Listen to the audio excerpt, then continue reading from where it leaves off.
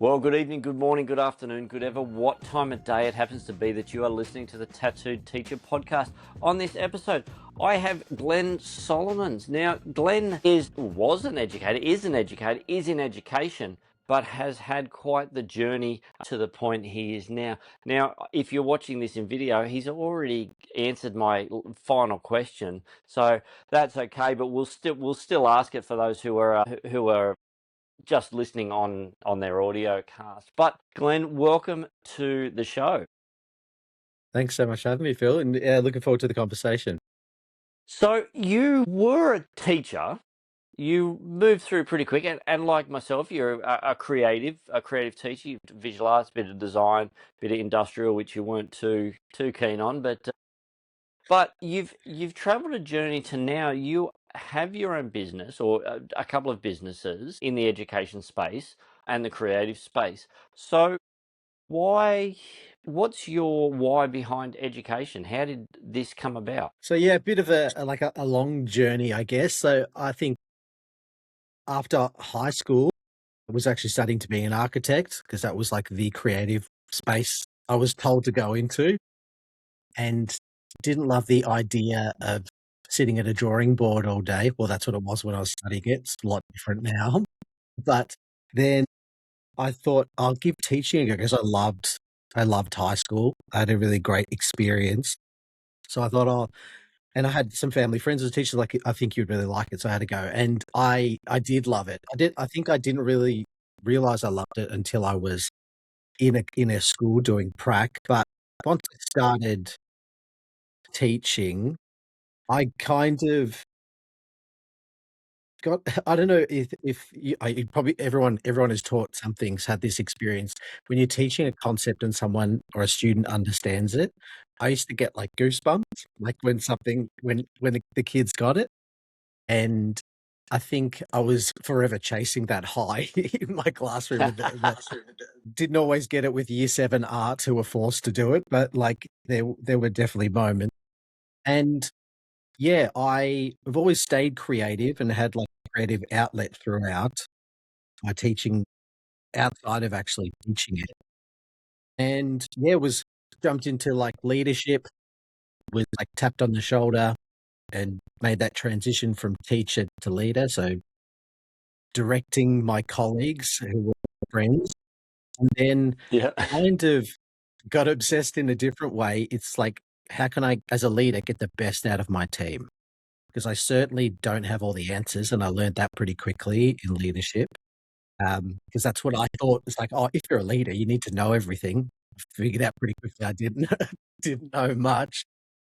But yeah, so I had lots of different leadership positions in schools, but I think the main thing that I loved and started to really, really enjoy was like running professional learning.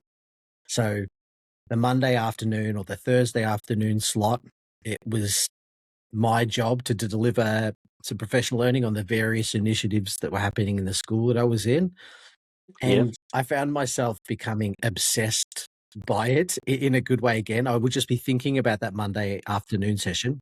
Of course, caring about my students and stuff and all the other things I had to do, but that was the thing that that really excited me. Um, I think it was like 2021, so we had remote learning and like teaching from home, which was down here in Victoria, which was a long period. Um, Yeah, you guys copped it. yeah, we did. We really did. I was out in regional Victoria, so it wasn't as strict.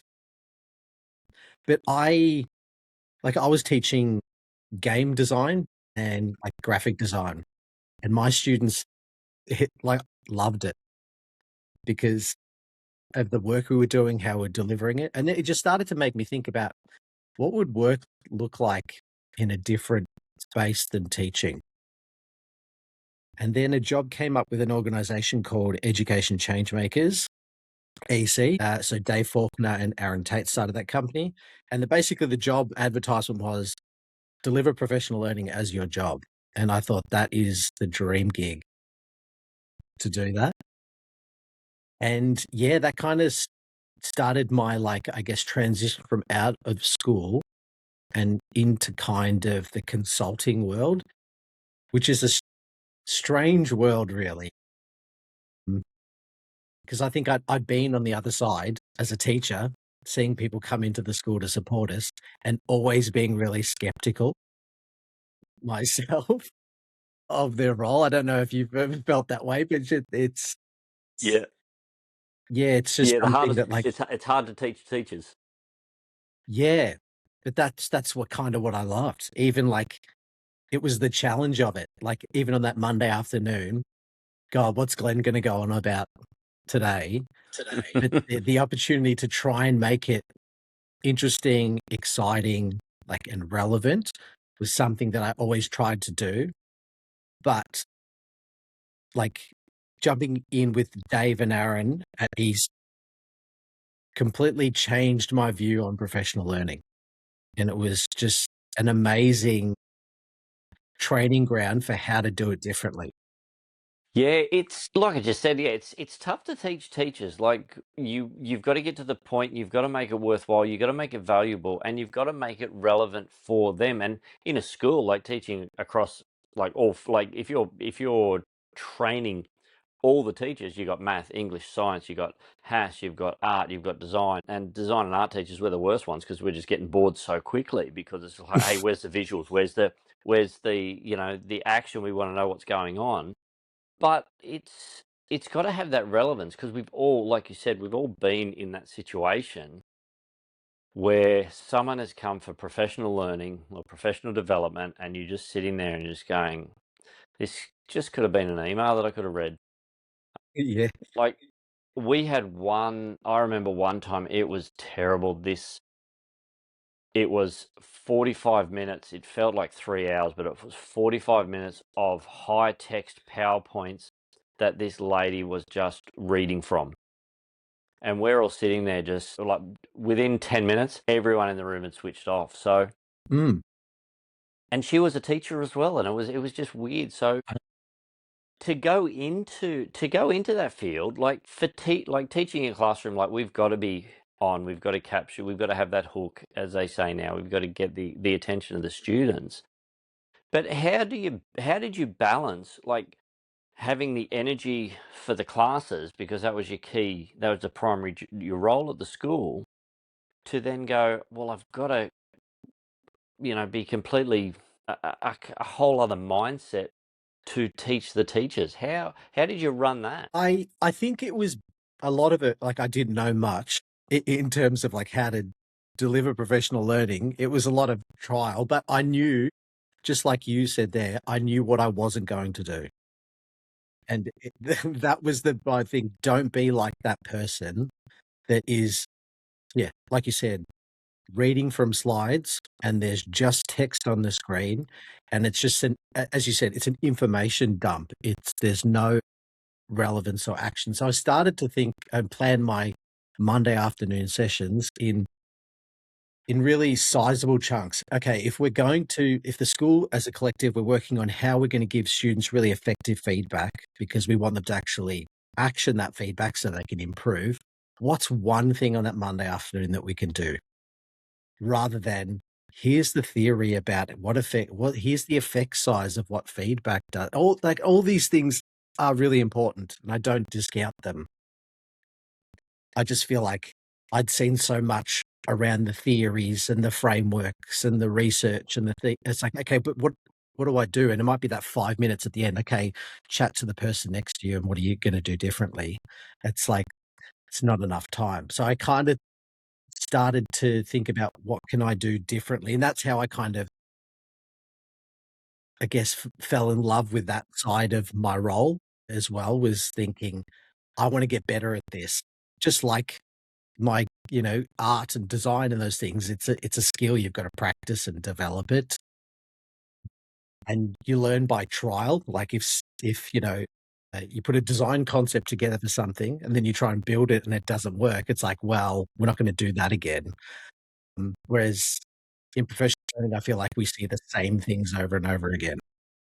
Yeah, I mean, for us, it's a big thing. It's like design. Yeah, like we've got to plan it out. And if it doesn't work and if it falls in a heap, we go, well, you know what? I can take X, Y, and Z from that because I know that Mm. that worked and I know that I can repeat that. the outcome, yeah, that sucked, but I've still got value from it. Whereas you go to a professional development and it's boring as, and you just go, I can't take anything from that. That was an absolute waste of my time. I could have actually been, doing something in the classroom, doing something, getting ready for the next day. And it's it's a challenge to actually try and go and trying to have that mindset, especially at the end of the day, to go, Mm. okay, I've got to try and listen, I've got to try and pay attention. And so I guess you sort of know that's a mindset that you're going into. So that also must have been a bit of a challenge. Yeah, yeah, it was, and I think, like, if I think about I was when I started working in the consulting space, and maybe this is the wrong way to think of it, I would always think of, who's the person at the back of the room who doesn't wanna be there? And how can I think, and there might be more than one, but then they're what are the things that I can do to make this person go, "You know what? That wasn't so bad. I got some really useful tools out of this." Because I think automatically, one of the first things I would say when I was delivering anything, if I was a teacher delivering professional learning, in a leadership role who didn't teach as much as everyone else because I maybe had 2 classes or something, or I hadn't been teaching as long, I would say, "There's no way I'm a better teacher than you. There's no way. I haven't taught as long. I don't have a full teaching load. But what I have done is gone away and done the research and packaged really actionable things that you can take away." So that I automatically, but I'm not positioning myself as the knower of everything. I've just done some work that I feel like can benefit all of us. Same thing if I was consulting. One of the first things I would say when I walk in the room is acknowledge how hard things are, especially over the past 4 or 5 years when I've been outside the classroom, but also telling them, "I've been where you are. I'm not some person that's never worked in a school, never been in a middle leadership role, had taught 5 different subject areas just to fill my teaching load. I've walked in your shoes." And I think automatically, I know for myself, when I'd been to a professional learning, when they're a teacher, half the battle is done. Okay, this person knows what I'm going through. Whereas sometimes we're faced with people who maybe haven't been in schools or haven't been in schools for very long, and they're presenting themselves as the master of everything. And I think it's being I don't know, comedians do it really well. They talk about being low status because you're gonna laugh at me, that's my job. So I would think if it in that way, how can I present myself as, I'm just here to help, don't have all the answers, but I've gone away and I've been in your shoes, and I've gone away and I've done some stuff that is going to help you, and if it doesn't help you, tell me so then I can pivot and we can work on things that do as well, like, not being so precious about it. I think that's the biggest thing, is not being precious. Yeah, yeah, and that's a hard thing to do when you're trying to get your hard work and you go, hey, this is valuable. I really want you to get hold of it, but you're just like, oh, geez, how do I do that? But just to wind back the clock just a little bit before that, so how long had you been teaching before you were sort of a leadership position was open or that was offered to you? It's pretty early on. I'd only been maybe teaching 2 years, so very early, and I don't think, and that's why I'd never really thought of it. It's like I'm still learning what to do here, but the opportunity kinda came up and was kinda tapped on the shoulder to go for it, and yeah, and then I was just like, "Oh, okay, I guess I'm doing this," when I got the job. Um, but it was like, it was not easy. Like, I think those first few years were really tough. This one, I'm just started teaching really. 2, I don't know what a leader's supposed to do. Like, it just made me revert back to, like, well, what did the heads of department do when I was at school? Like, there was no training. I was like, I had an amazing principal who did support me to learn a lot, but I made so many mistakes, like a laundry list of things not to do. But again, all those lessons and those failures, while hurtful and they definitely sucked at the time, they were so useful for everything, to have that resilience to push through and go, whoop, that didn't work. All right, what's next? And to keep going. Yeah, because off camera, before we started, you mentioned you were in regional Victoria, and I know a lot of young teachers, a lot of early career teachers, not necessarily young, but early career teachers, will go out into regional Australia. Sometimes it's they may have taken a scholarship, so they've got to go serve some time, or they've got family, so they go, hey, we're going to come out here, or for whatever the reason may be. But they find themselves quite quickly either placed in, or they just turn up assuming that they're going to be teaching, and all of a sudden they get there and they go, well, actually, you're head of department now. So, and you have gone like, oh yeah, I made a ton of mistakes. So with that, like, because we have a few early career teachers who listen in regularly, what would you say to them at this point in time of their career, like when they're just going, yeah, you're a leader, and they're like, oh crap. Yeah. Okay, so I would say the number one thing that I feel like I wish I did earlier was like asking for help. It's like, all right, yeah, you get a bit of a pay rise and you've got a fancy badge maybe that says head of the department. That's pretty cool. But like, what are the other things? What do I need to be doing? And asking for help is a big one. Another thing that helped me a lot was reading, like reading books on leadership to understand it a bit more. Because again, I had like no idea. I was lucky.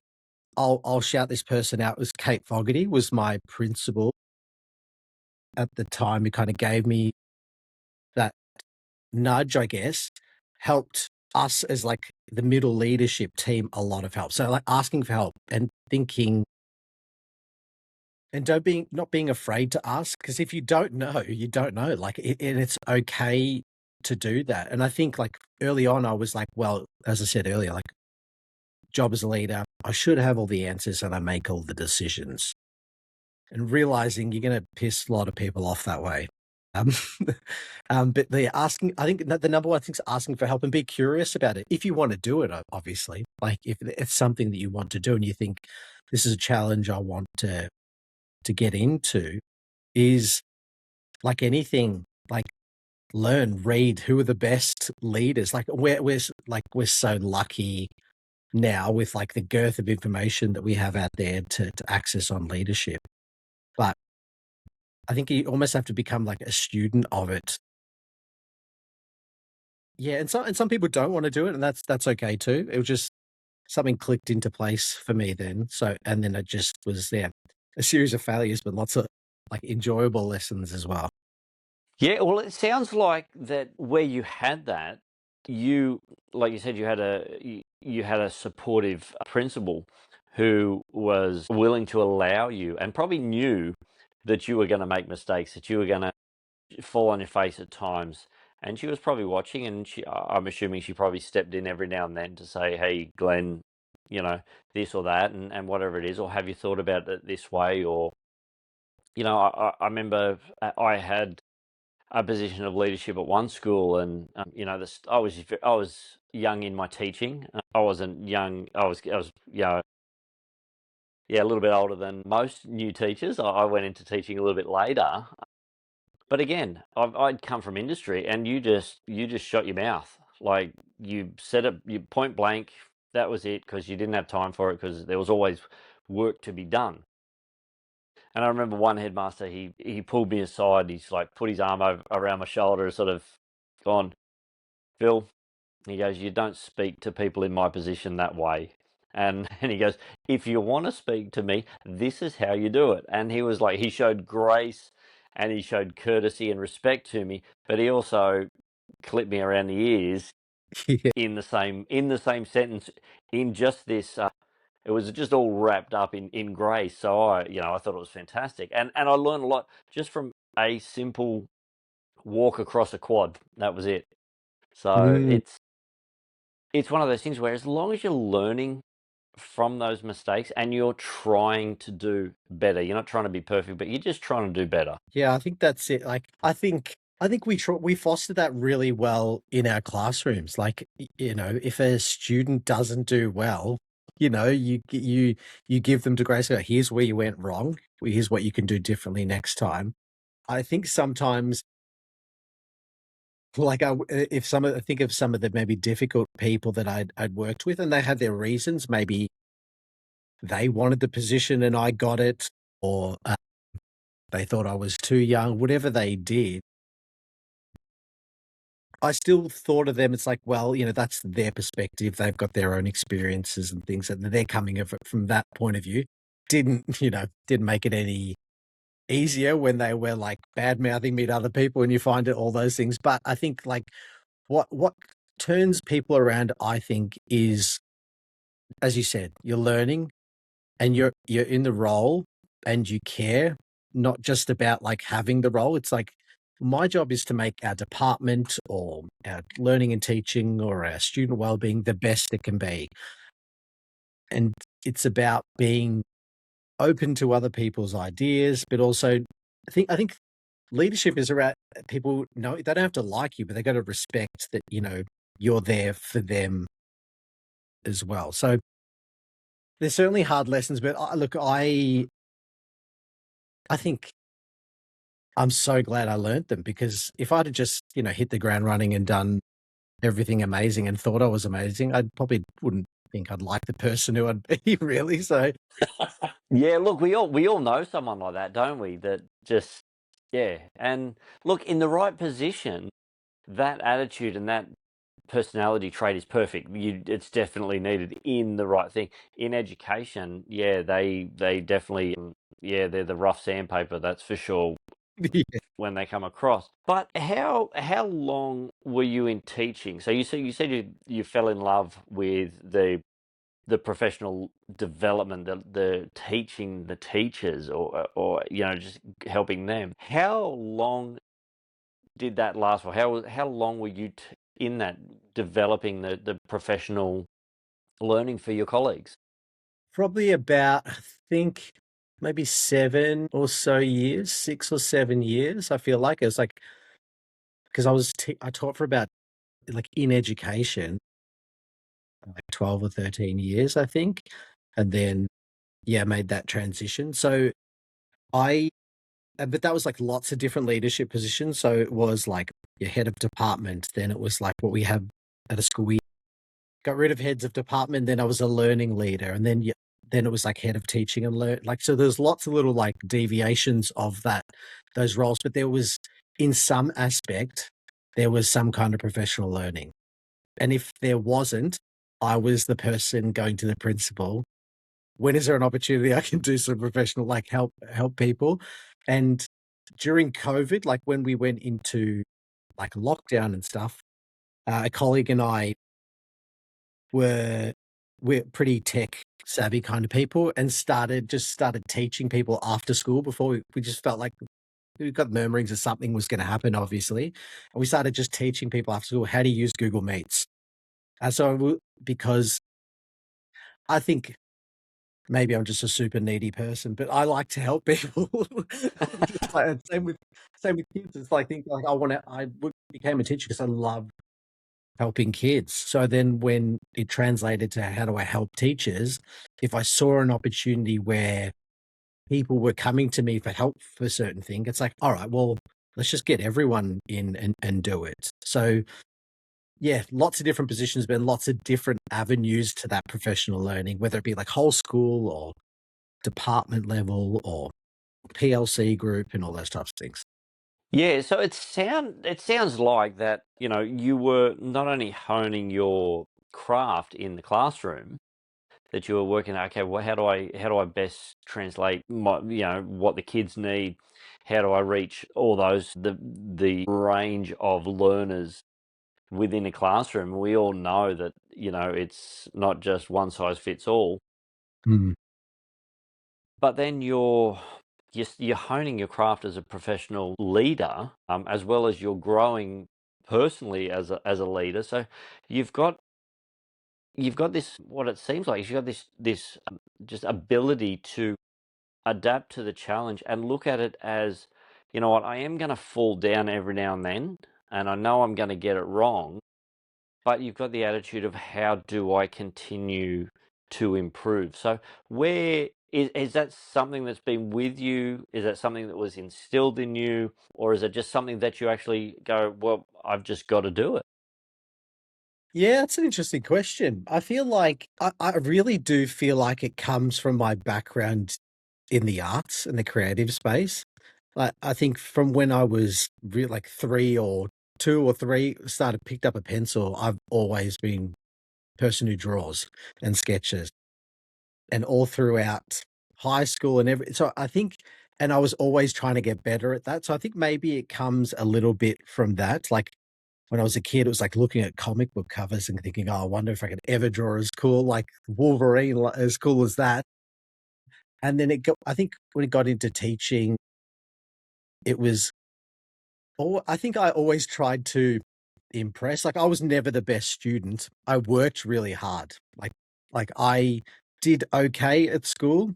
I still loved it, but I think I worked out pretty quickly. It's like if you work hard and you try, there will be some kind of reward, whether that be a good mark or in teaching, a student understanding something or a staff member understanding for it. So I feel like it comes from the creative part of me that is like the trial and error and wanting to improve and get better at something. Because like if I think of the first time I spoke in front of staff during professional learning, I remember trembling. Like I was so nervous. The piece of paper I was holding was just shaking like crazy. And I thought, before I went up, I was like, "Why am I doing this?" I don't know why, but I thought, "I've got to present this. I'll give it a go." But I was terrified. And then realizing, "Oh, it it's not that hard." But, like, I think my legs continued to tremble for about a year. But it is, I think it's just, yeah, maybe I don't know where exactly it's come from, but I always think, like, if you work hard and try something, whether the outcome is good or bad, you might have learnt something, whether that's not really for me or I didn't do it great, but I still enjoyed not doing great, if that makes sense. Yeah, no, absolutely. I completely understand it, and like I'm very similar. From I've always done something with my hands. I've always tried to learn how to do something. The biggest memory that I have is I think I don't know, about 7 or 8 years old. We had this big aviary in our backyard. All the birds had either gotten eaten by cats or got out or whatever it was. So I'd had to come down, and I was annoying the hell out of my dad, and he just threw like a hacksaw at me and goes, "Just start cutting up the poles." And immediately I just picked up the hacksaw and I just started using it. And I noticed, he was watching me and he's like, and I'm like, "What? Am I doing it wrong?" He goes, "No, you're doing it right. Who taught you?" I'm going, "I'm just picking up the saw." So maybe I saw him do it when I was younger and picked it up like that.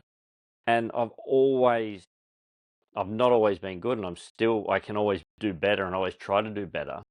But I love the challenge of, let's see what a material can do, a machine can do, a process can I make it, can I use this to do something else that it's not designed for, but let's see what happens. It's either going to fail or it's going to work or I'm going to cut a finger off.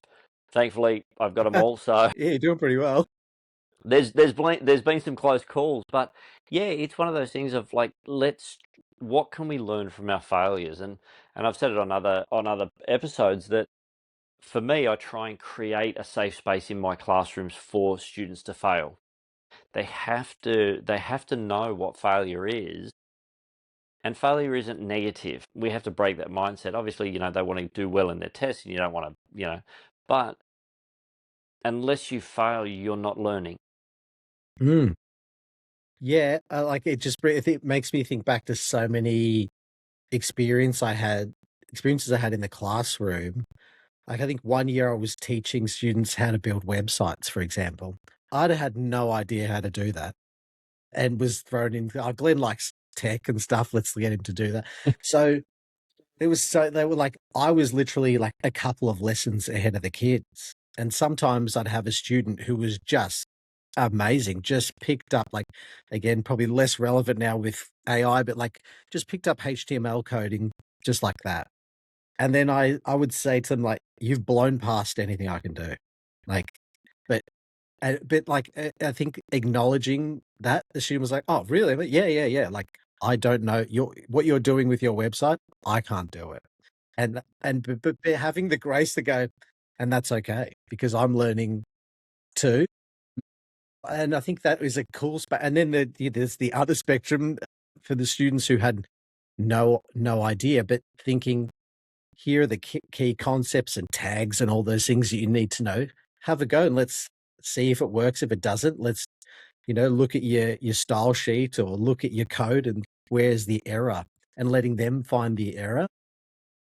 And maybe that is because of the types of subjects that we've taught, where failure is almost inevitable in arts and design. It is going to Oh happen. yeah. Like, you're going to stuff something up. You're going to mix your paint colors wrong. And it's just ruined your oil painting. You got to start all over again. So it's just, and being okay with that. And I think the biggest lesson from all of that, like you said, it's the learning rather than what the end result is, where you're picking up those key ideas and those concepts and things. Yeah, definitely. It's that journey of what I think I can do in my head to how that translates to my hands or to coding or to web design or to your math test or whatever it might be. And then all of a sudden there's a disconnect because your brain knows what it wants to do, it can see what it should do, but it just can't get there. So yeah, it's all about that journey. And for you, it sounds like, so you had that journey of education and you've got into, all right, well, I love teaching teachers. I love the professional learning. I love developing and researching and building these resources to help my teachers to transition out of education, which is a very stable, very secure job. We know how much is coming in. We get our holidays that are well needed. To then transition into a role of a consultant, and by almost by definition, a consultant is a very erratic. It can be a very erratic job. Like, you don't know necessarily where your next client is coming from. So how did you make that transition out of the classroom as the teacher to the consultant to help teachers in the classroom? This episode is proudly supported by the Busy School. Educators know better than anyone there's no one-size-fits-all when it comes to learning, and for some young people, the right environment can make all the difference. The Busy School supports Year 11 and 12 students who have disengaged from mainstream education, smaller classes, individual support, practical learning, and real pathways to work or further study. There are no fees, with uniforms, supplies, and meals included. That helps remove barriers so students can focus on building confidence, reconnecting with learning, and taking their next step. The Busy School is part of the Busy Group, a not-for-profit with almost 50 years experience supporting people through education, employment, and training. Find a campus near you at busyschools.qld.edu.au.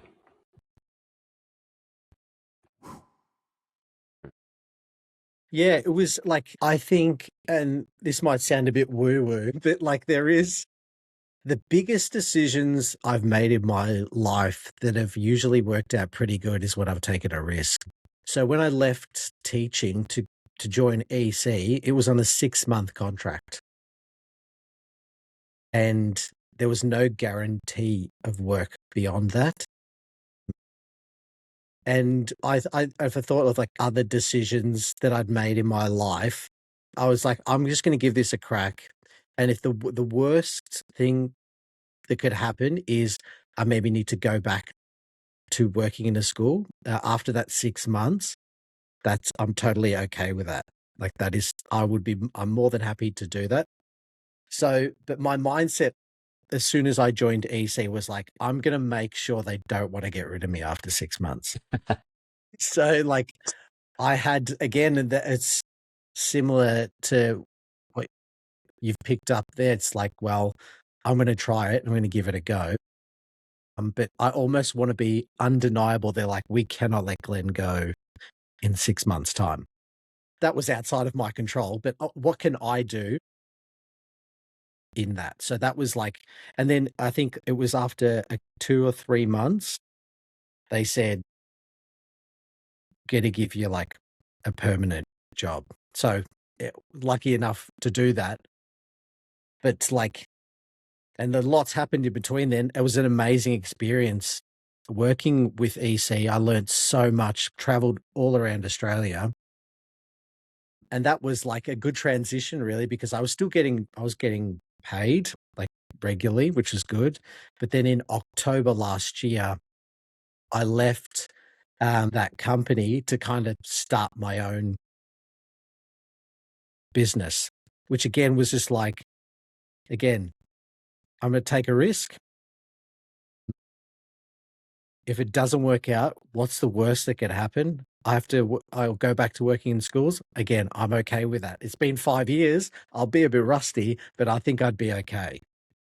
So, yeah, and I think like working in consulting for like 4 and a bit years, working for a company, I work with lots of different consultants and like worked at conferences together or, traveled working, like running leadership programs across Australia. I learned so much and I kind of started to see the gap between the professional learning session that you go to or that you're enrolled into, and then the reality you're hit with when you get back to school. And this is the thing that I think I kept noticing. Like, and it almost like, I'd be in Canberra one day, and then the next day I'm up in Townsville, and then I'm in Adelaide for a couple of days, and then I'm back home. So I'm moving around to all these people and I'm leaving behind hopefully good information and great learning, but that what I call is like the implementation gap that I'm kind of seeing when you move on. So that's why I thought like this is an idea to start. If I can, again, it's like teaching kids, teachers, and then helping consultants. It's like, Yeah. again, it's like that progression.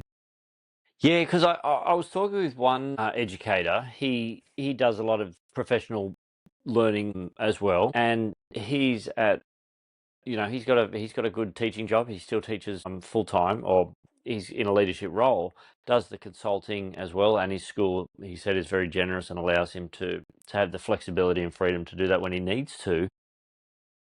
But he said he's at the point of this to go, yeah, I'll come and do the day because we know, and this is sort of on the, I guess, almost the financial side of, okay, how do you balance the two?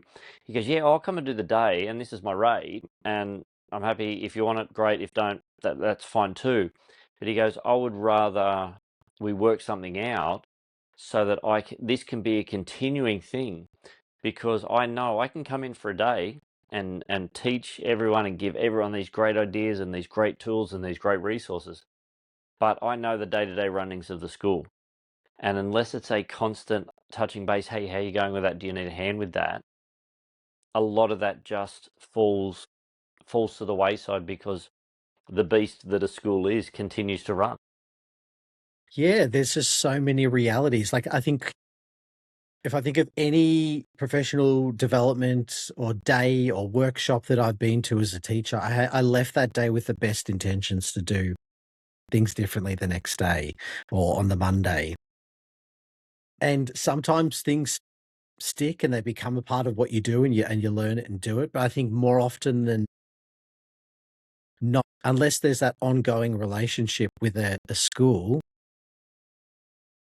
you kind of have a bunch. I was talking to someone the other day. It's like, you've got your notebook with all your PL notes in it, and then you get back to your desk, it goes there, and then that's where it ends up again. So I think that's the thing that I thought, well, like here's a gap where, teachers and leaders, they need help when they need it, not like I think the classic one is like being a middle leader. One of the things you need to learn to do pretty quickly is have difficult conversations.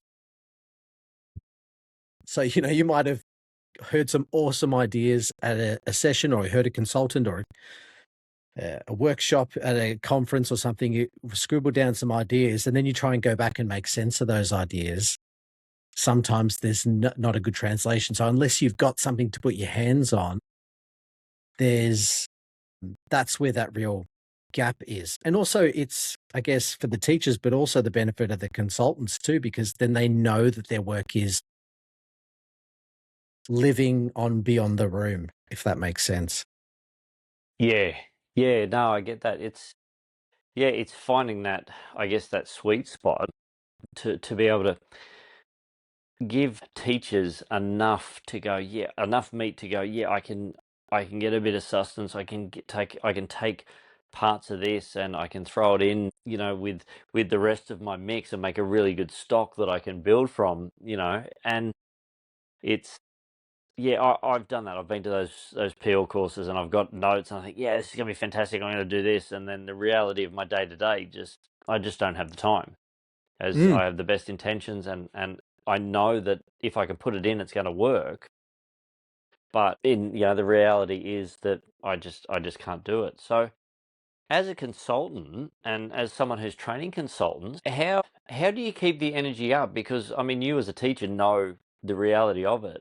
So how do you keep the energy up, the passion, the healthy attitude towards what you do week in, week out? I think it's similar, because I feel like any time I work with someone, whether it be like a consultant or like a school system, I do a bit of work with as well. Yes, I get paid for it, which is amazing.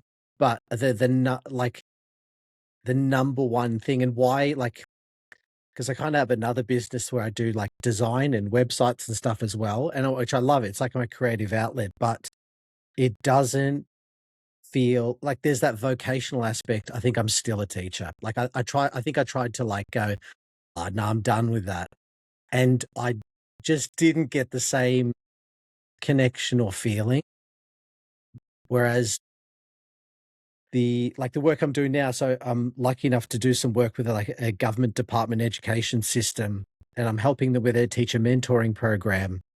And I'm designing some resources and stuff for them, but also like upskilling the school system staff. How do you facilitate professional learning? Again, they've been teachers, school leaders, and then are now facilitating professional learning, and don't and haven't had the experiences that I've done. So how can I help them? So the energy and passion, I think, at the core of it is being able to help people still. And but I get to do it in so many different ways. So and I feel like every client I work with is slightly different, as in a slightly different situation. So one might be someone who's just starting, who's just transitioned from a school and decided to start their own business, which is a big thing to do. Again, I've done that kind of as well.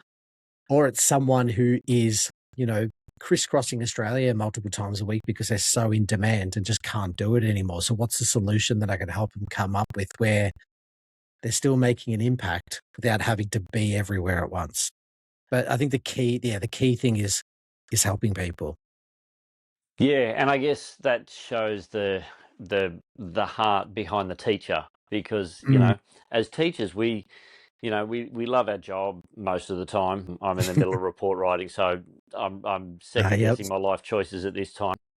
But I am where I am, and it'll get done, and then the smile will come back, and all that sort of stuff. But it's it's as long as we're trying to better our fellow teachers, because we know if we help the teachers, then we're going to help the students, and then if we help the students, then like I say probably every episode, it's going to help them get to their next level of success, whatever that may look like, and give them another option to go, oh, hold on, there is something, or I can try something, or I can take the risk, and I know I'm going to be safe even if it doesn't work out. So I guess that's, and I can see how even just having that just in the back of your mind there going, yeah, I'll keep doing this. I'll keep grinding on the days that I know I just have to just nut Mm. it out, because I know I'm going to get that energy back from something, because someone's going to tell me a story, or Mm. I'm going to see the smile on a student's face, or I'm going to walk into an office and that old cranky teacher who didn't want to borrow me because I was a young upstart has gone, hey, what you actually said worked. So, Yeah. Yeah, and I've had lots of those moments throughout, like, my career as a teacher, and again, I think I said at the start, like, teaching a concept, and to kids, I'd get those goosebumps. I had the same thing with staff, and I think that feeling of, like, I've helped, I've made a difference is a big thing, and, like, acknowledging it's I run a business too, so I'm paid for it, but what a privilege it is to be able to get paid to help people. So I guess that's where my energy and, like, passion comes from, and I've kind of created this beast in my, like, in this business that I've started where I get to pull on all these ideas, help people, be super creative as well. So I'm very, very lucky. yeah, absolutely. Absolutely. It sounds like like a ton of hard work, but just a bunch of fun. Yeah, it is. Like, just getting, and I feel like at the moment I'm maybe 25% of my life is on LinkedIn, which is maybe not the most fun place in the world, but it is like a bit through, like, posting or having conversations, you jump on a call like we are now and get to know someone and you get energy from all these different people working on very different things. But it's the core message, I think, that everyone that I speak to in education, they're all there because they want to make a difference or make an impact. So if I'm, you know, contributing even to 2% of them making a great impact on a teacher or a school or a system, that's where the, like, energy or the passion and the ideas kind of flow from. Yeah, absolutely. No, that's yeah, that 100% resonates with, and I can completely understand that where that's coming from. So one quick, like, what I wanted to know as well is like, there's a lot of teachers who are getting to, they might have been teaching 10, 15, years, 20 years plus, and they go, you know what, I've done a lot for the classroom, but it's wearing me out, but I still want to invest in education. But how do I do that? And people say, oh, just become a consultant, and it's like, well, okay, I'll write that down and I'll just go and do it. And magically I'm a consultant and people are paying me $5,000 to speak for an hour at their event, and my life is golden. But that's not the reality. No. There's probably a quarter of a percent of people who that actually works out for. But if a teacher wanted to do that, like, they'd need to plan it out, wouldn't they? They couldn't just like Mm. go, all right, I'm gonna, that's it, I'm done, I'm walking out, unless they're obviously financially secure and can allow Yeah, they themselves to can do float that, for a yeah. little while. But what would you recommend as someone who's done it, for someone who's thinking about doing it? I think the biggest thing, and again, this is all from lots of the experience over the past even 6 months in the role that I'm, like, doing now, and hear lots of different people, and I analyze what lots of different people are saying, is have something different to say, and have what is the methodology that you're bringing to schools that is different and is gonna make an impact, obviously, as well. We don't want snake oil salesmen, we want people that are gonna make a difference. That's the biggest thing, because I feel like there are, and I think because I sit adjacent to it all now, I analyze the big messaging that comes out in conferences or on social media and all those types of things, is everyone is saying the same thing. I've got this X framework and it's amazing. Great. What does it do? Because, like, I think the number one thing in education is we are surrounded by buzzwords and everyone is saying the same thing. Tell me what it does. Like, what are you bringing? What does it do? How does it make a difference? And tell me what it's gonna do for me on a Tuesday afternoon when I've got year nines. Like, whatever it, like, what is it that it does? I think some people live in the theoretical research framework world, but not everyone does. And that's like, and it's just like the kids, if you're explaining a concept to them, There'll be kids that get it if you explain it at that high level, but some will need some scaffolding to get there. I always think so. I think the biggest thing, if you're going to step into it, amazing, and you're gonna wanna make a difference, that's great. Have something different to say and make sure that you're talking and have proof of the whatever you're consulting on has an impact, and that it's saying something different because, yeah, I think where people could probably get drowned out a lot is you've got lots of people saying the same things. So how do you differentiate yourself from that? Yeah, that I think that's the biggest thing that I've noticed. Yeah, because you find, yeah, you mentioned like buzzwords are the big thing, and like you and I in the creative space have been doing design thinking or design process. Mhm. Yep. That's something we've been doing for years and years and years, and every designer has been doing it. It's the buzzword now. Yes. You know, critical and creative thinking. They're really coming, but again, any teacher worth their salt has been doing that for years anyway. They're getting Mhm. their students to actually think deeper about what they're doing. They'll make a statement. Yeah, but why? But what do you mean? How does that impact someone else? And so, we do that naturally as teachers, but all of a sudden there's the buzzwords. And, the biggest one, if we throw creative 21st century skills and AI, all of a sudden, whew, Yeah, that's, like, it's amazing how many experts there are in AI for as, like, little as lot as it's been around for, and I'm sure there's lots of people doing amazing things, supporting great schools, but again, it's a flood. It's like, when I think I started, like, I think my first couple of years, it was like design thinking, like 10, 15 years ago, just started to creep in. I'm like, we do this in art and design all the time. Why is someone else telling me what to do about it? So that it is, there's things that are happening at the moment, and then say, I'll be a consultant in that. Great. What are you doing differently that these other 5 people are saying? And what differentiates you for a school? Because, like, outside of the network that you might have in a school, like, schools are flooded with lots of different people offering their services and school systems, but what do you do differently? And that's the biggest thing. And I think because, as I said, like, I am analyzing people's lots of people that I meet with, they wanna talk about, like, the messaging that they're giving out there, and I just notice that so many people are saying pretty vague statements about what they do.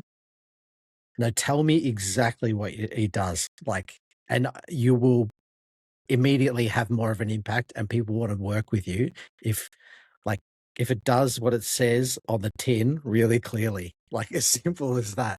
That's, yeah, it's such yeah. a I think every industry probably has it, but education is full of TLAs, three-letter acronyms for absolutely everything. Like, And I think so. I think that each education system actually hires someone to come up with new yes, acronyms every 3 to 5 years. That's their job. They sit in a think tank and they're just like go. I wouldn't be surprised. But yeah, it's one of those things. It's like how do you yeah, how do you differentiate? How do you, and like you said, what value does it bring to your day to day? How important is it? So, and we touched on some things, and we've talked about a little bit about AI, and I know some amazing people in that space who are educators, were educators, are helping, and from day one they've gone, all right, I'm doing this straight away. I'm working on it. I'm exploring it. I'm researching it. I'm trialing it first, and then very carefully bringing it Mm, in. And then yeah, if it's not, I'm taking it back out, and I'm going to reevaluate and bring it back in. And I can see, and I've watched a lot of people, and again over this very short period, I've seen the flash in the pans, but I've seen a few key players definitely. who are really making groundbreaking strides now within that educational space because they've looked at the educational community, they've looked at parents, they've looked at students, they've looked at teachers, they've looked at administrators and the impacts that it has on each one of them, and then they've gone into the specifics of what can be done. They've gone, I'm going to show you how to 1,000%. do this. I'm not going to show you this. This is what we're doing. And they have been successful in what they're doing. Yeah, and they're making a difference because, one, it's like it's authentic and it's I think like they're probably, if you walked out of any of a session with them, or you went to a webinar or a workshop with them online, or you read one of their newsletters or something, you're getting something practical and go, oh, I can use that. But it's the ones that don't do that is the ones that will get found out, which is a good thing. That's a part of market. The market tells you what it needs. So like, and education is no different. Like if I'm constantly, and it happens in my own business too, like I'm trying things all the time to see what people need, and I'll put something out there. If it doesn't get much traction, well, it's obviously not what someone needs. So let's pull that back and then try it again. So it's a part of the process too, is again, it's like the theme throughout our conversation really has been being comfortable with failure, because like jumping from teaching and then wanting to make a difference in like consulting and working with schools and school systems, you're going to fail a lot. Like things are not going to work, or you're going to get a really difficult school, or you put together an amazing workshop and it'll just go flat. But like you've got to go, well, what did I learn from that? Not everything's going to be amazing. Well, I'm sure there's some people that are. Yeah. Yeah, and like you said as well, you go into the room going, I don't know everything. I'm still learning. And Mm, I think that is the key. And I know for me, just within the teaching, in the teaching of my day to day, letting the kids know that I'm not the you know the all knowing. It's just like, hey, I'm learning as much as you. If you can teach me something, like your student with the HTML, it's like I'll give you the. I've had that with kids with 3D modeling. It's like, here, this is what we do. amazing. This is the basic. We start it, and then all of a sudden, these kids are just running with it, and they're going, "Did you know you could do this?" I've got, "No, show me how to do that." And then they'll Yeah. whip through this little demo, and you're going, "Let's slow that down a bit. Show me." That's amazing. But what I see and what I get from it is, well, one, I learn something, and I see how much passion these kids have. So I was like, oh, I've got a hook now to help them in a direction that they might go, but also the relationship that builds. And I'm sure you've had that profession. It's like, I don't know anything, but I don't know everything. Sorry, but I know a bit, and I'm going to share that bit with you, and hopefully we can learn together. Yeah, I think another thing that it's just come to me as you were talking. One of the lessons that I learned very early on working for EC is they had this great like thing that we'd say at the start of every workshop, and I feel like I've taken it into everything that I do now, which is acknowledging the collective genius in the room. So whatever knowledge that I'm going to bring to this professional learning session, just like you're saying there with your students, we're going to contextualize it and then also learn from the experiences that we are having in the room. Like giving people an opportunity to take something, contextualize it, or share something that they already know about that is where you get real buy-in from anybody. Just like that student would have been so stoked to show you that 3D modeling stuff and felt so good about themselves that they were able to show you something. I think that's the same in professional learning, where you're giving people the opportunity to learn, but also acknowledge the experience and that sits in that room. Like we'd often go into rooms and go, there's probably 200 years of teaching experience in this room. Would be silly not to like ask you guys some questions as well, or get you to learn off one another. So that's another thing. So like, I think that goes with your idea. It's like you're not, you might be the expert or know a bit about something, but there's so much knowledge already in the room that it's your job to kind of facilitate and unlock. Yeah, absolutely. Absolutely. I love that. Yeah, that corporate knowledge is so valuable, Mm, and the hive knowledge as well, yeah, yeah. That's a good, I like that. you know, to just because that just that makes everything work. You take, Mm, because someone goes, well, and you always know how valuable someone is when they're not there, because you mm, realize, oh, who has done that, or how did that happen? And then all of a sudden it's like, you know, this guy, this girl, they're just not in the yeah, in the space, and yeah. it's like, geez, they actually did a lot. They knew a lot, and they Yeah, they yeah. brought so much value to the environment that we're in. So Yeah, it's so important. It's so important. I think it's like the number one thing if you're going to deliver PL is acknowledge the experience in the room. The most important thing. now, Glenn, I appreciate your time. I've No just worries. looked at my timer, and I'm just like, man, we're just about at an hour already, Yeah, and yeah. like Oh, that's just good. No flown by. worries. I'm sure we could keep speaking for a lot longer. But I just wanted to wrap up this amazing conversation just with a few final questions. Now, the first one is like we connected through LinkedIn, like you said, you spend a fair bit of time on it, and look, it's an interesting place. Mm, It can be an echo chamber, but it also is a great place for connection, and that's where we've connected, and I'm seeing what you're doing, and we've now met face to face as such. yeah, yeah. But if someone wanted to connect with you, find out more about consultancy, find out more about how maybe they could work with you. Mhm. Besides LinkedIn, is there any other ways to connect? Yeah, so I've got a website you can go to. It's called cheekylearning.com.au is my website where people can check out the type of work that I do. And the reason it's called Cheeky Learning is because my son, just on a side note, my son couldn't say Mickey when he was a kid, and he used to say Cheeky Mouse or Cheeky. So then that's where the name came from. So silly name, but it's a bit of fun.